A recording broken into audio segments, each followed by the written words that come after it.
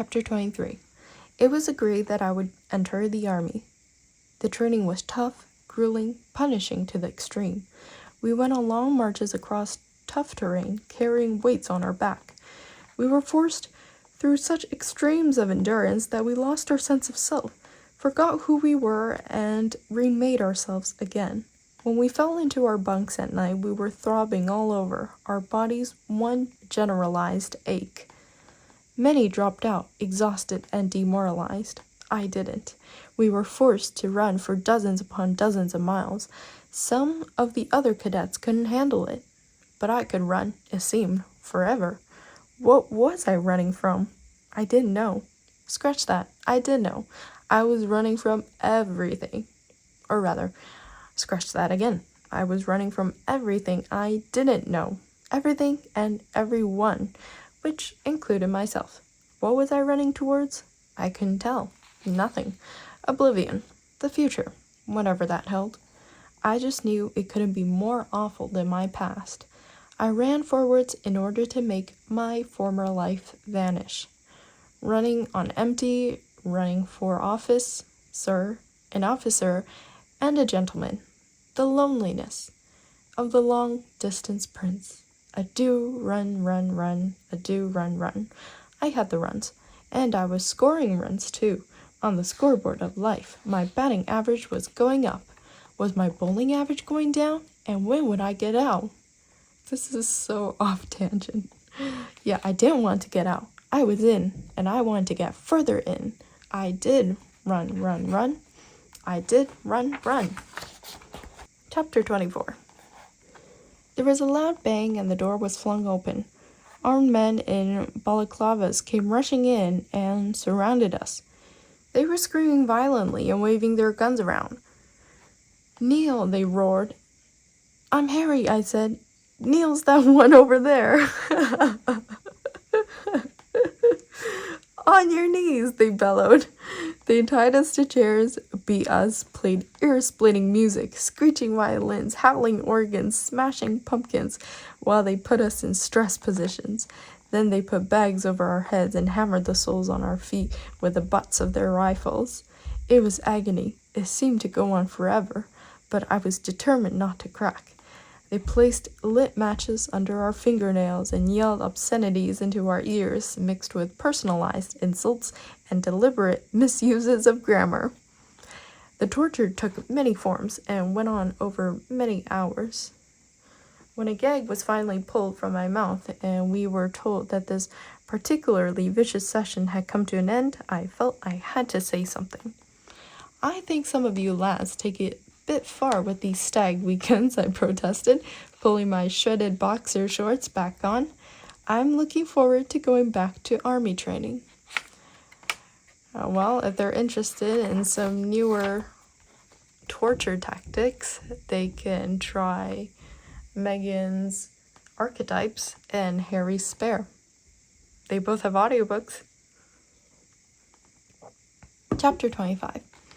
The last stages of training before being deployed were the most difficult. They were not the most physically challenging.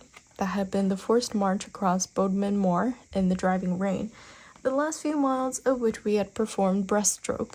But now we had to study great hours-long lectures on the history of tactical warfare, the differing techniques of murder by aggression and by subterfuge, the multitudinous methods of torture and survival, the basics of winning and losing. It was like my entrance exams for Eton, but worse. Like many other cadets, I began to despair that this would not be for me. Another failure by the Ginger Thicko Prince? The press would have a field day. Yet there were other cadets I knew who had just the same problems as me. They were struggling desperately to stay awake during the punishing afternoon lectures, especially after the rigorous physical training that would precede them in the mornings. Desperation was in the air. And then we were taken to a cemetery and stood to attention while a solemn poem was read aloud, commemorating the dead.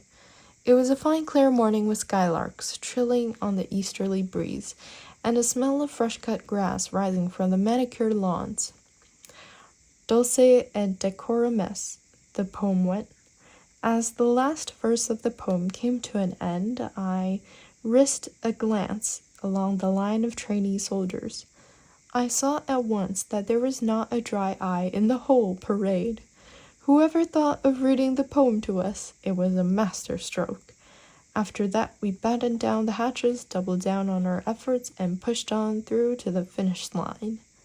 Death itself was preferable to being subjugated to poetry like that ever again.